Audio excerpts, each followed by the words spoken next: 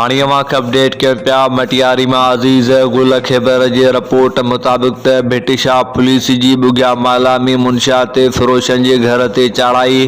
भिटिशा police ladies police साड़ करे चढ़ाई कई। औरतों ने बारन में की पुलिस कार्रवाई से हिरासत में अची बार बेहोश थी विया। भिटिशा पुलिस रमज़ान मलाव, धनी बशकु मलाव, मिठू मलाव बियन के घर से चढ़ाई कई। जडे भिटिशा पुलिस जो चवण हो मज़कूरा कार्रवाई इलाके वासिन पारा पुलिस के आला इख्तियारन के दिनल शिकायत ते कई वही है। जडे बे पासे रमज़ान मलाह जो चवण है बासरन के चवण ते घर से चढ़ाई कई वही है। घर में पुलिस असांजी औरतों ने बारन ते तशद्दुद करे सोना जेवर नकद लखें रुपया कैश खणी वही है। घर भातन जो इल्ज़ाम है पुलिस असांजा 2 माण्हू भी खंबे खणी वही है। हाणियों अपडेट करें पिया मटियारी में अज़ीज़ गुल ख़ैबर जी रिपोर्ट मुताबिक ख़ैबर वेझो गोठ मोले दिनू सेतो बियन मुख़्तलिफ़ गोठन के रवासिन पारा जमियत उलमा इस्लाम अगवान ज़िला कौंसल के मेंबर सलीम सिंधी, यूसी फ़कीर नूह होथियाणी जे चेयरमैन मेयार सेतो, गुल मोहम्मद खोसो लियाकत सेतो बियन की अगवानी में बिजली बंद करने खिलाफ एहतजाजी रैली, नेशनल हाईवे ते एहतजाजी मुजाहरो धरणो गोठाणन पारा हेसी को भिटिशा के अमलदारन खिलाफ सख्त नारेबाजी कई।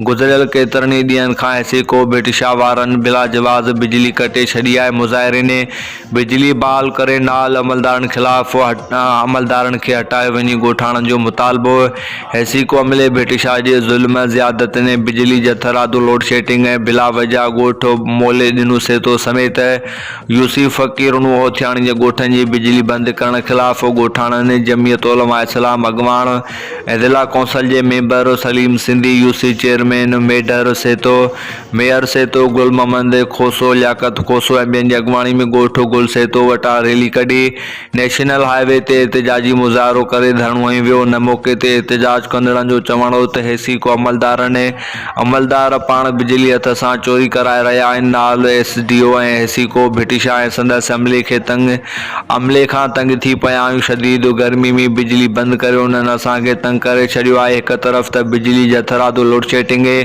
बे तरफ वरी बिजली जे गुरन बिलन गरीब दिहाड़ीदार तबके जे जिंदगी तबाह बर्बाद करे छड़ी है। गोठाणन ने बिजली पानी के वफाकी वजीर समेत बिन आला इदारन का मुतालबो कंदे घुर कई तमाम दुश्मन कर पिटे। नाल SDO हेसी को संदस अमले के फौरी तौर हटाए बिजली जथरादो लोड शेडिंग खत्म करे बिजली बहाल करे शहरन में पकड़ियल बेचैनी खत्म कई।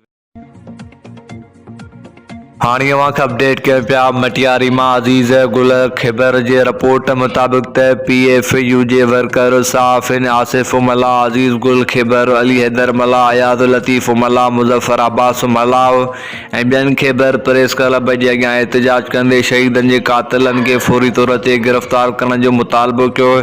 हिनन चयो त शहीद नसरुल्लाह एक गरीब अवाम जो सगारो आवाज़ हो जैसे सरदारन भोतारन गोलियों हणी नसरुल्लाह जो न पर सजी सहाफ़त जो कत्ल आम किया है। हिनन चयो त केतराई सहाफ़ी गरीब मिसकीन माण्हुनि जो आवाज़ आला इमन ताईं पहुचाइण में भरपूर किरदार अदा कनि था। अफ़सोस सां चवणो पवे थो त सिंध में हक़ सचो लिखण की सज़ा सहाफ़िन खे सरेआम गोलियुनि जो खाज बणायो वञे थो। हिनन चयो त केतराई दफ़ा सिंध जे दिलेर बहादुर सहाफ़िन खे क़त्ल करे आवाज़ खे दॿाइण की कोशिश कई वई जेका कंहिं भी हालत में बर्दाश्त न कंदासीं। हिनन चयो त वॾेरा भोतार उहो न सम्झनि त नसरुल्लाह के कत्ल करे आवाज़ बंद किया वियो है या उन्हनि जी भुल है। नसरुल्लाह जड़ा जोधा दिलेर निडर सहाफ़ी नसरुल्लाह में ॿिया खोड़ सारा जन्म वठंदा ऐं कर पेटे कामोरन सरदारन जागीरदार निज़ाम जो ख़ात्मो ज़रूर ईंदो। हिननि चीफ जस्टिस ऑफ पाकिस्तान, वज़ीर आज़म पाकिस्तान, वज़ीर आला सिंध समेत IG सिंध का परज़ोर मुतालबो कंदे चयो त शहीद नसरुल्लाह गडाणी के कातिलन के फौरी तौर गिरफ्तार करे केफ़र किरदार ताईं पहुचाए वञे ऐं सहाफ़िन के तहफ़्फ़ुज़ ॾिनो वञे न त ॿी सूरत में पूरी सिंध में क़ौमी शाहरा बेलाको करे सख़्त एहतजाज कया वेंदा।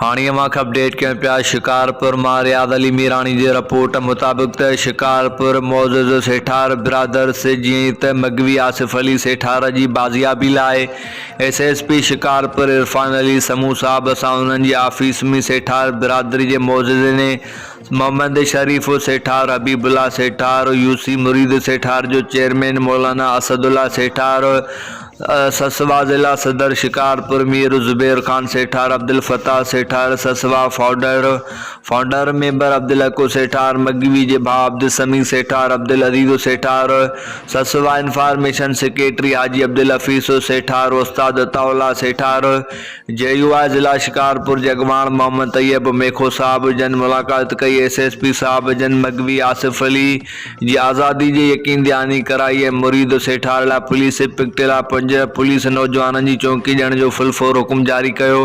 चीफ सरदार हाजी ज़मीर अहमद सेठार ऐं सरपरस्त आला ससवा सनाउल्ला सेठार साहब जन भी फ़ोन कॉल करे हमदर्दी ऐं भरपूर तावन जी यकीन दहानी कराए हथ में हथ ॾिनो। सभु सेठार हिकु थियो ससवा शिकारपुर।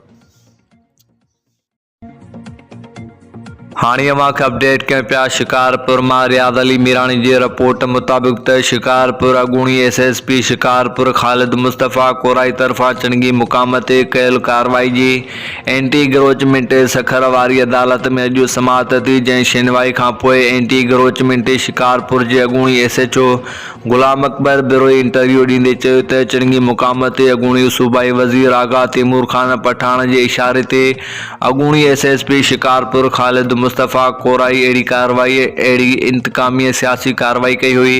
हिन चयो त कार्रवाई दौरान बार बार कोराई साहब आगा तैमूर खान पठान खां मोबाइल फ़ोन ते हिदायतूं वठी रहियो हुयो। गुलाम अकबर बिरोई वधीक चयो त PP जी हुकूमत आहे, असां सरकारी मुलाज़िम आहियूं, असांखे PP जो एतिराम आहे, बाक़ी असां सियासी न आहियूं। जॾहिं त एजेंसियूं बि मुल्क लाइ कमु करे रहियूं आहिनि, असांजो बि साणस साथ आहे। हिन चयो त 2023 जनवरी ऐं फेबरवरी जे विच में असांखे हिकु लेटर मिलियो त सुल्तान कोट में इंक्रोचमेंट खे हटायो। वाज़िह रहे त आगा लाल खान पठान सुल्तान कोट में आगा ऐशन खान ऐं आगा शम्स खान जे ख़िलाफ़ अहिड़ी कार्रवाई कराइणी पिए चाहियूं, कार्रवाई कराइण पिए चाहियो, पर पोइ अहिड़ी कार्रवाई मुलतवी थी वई।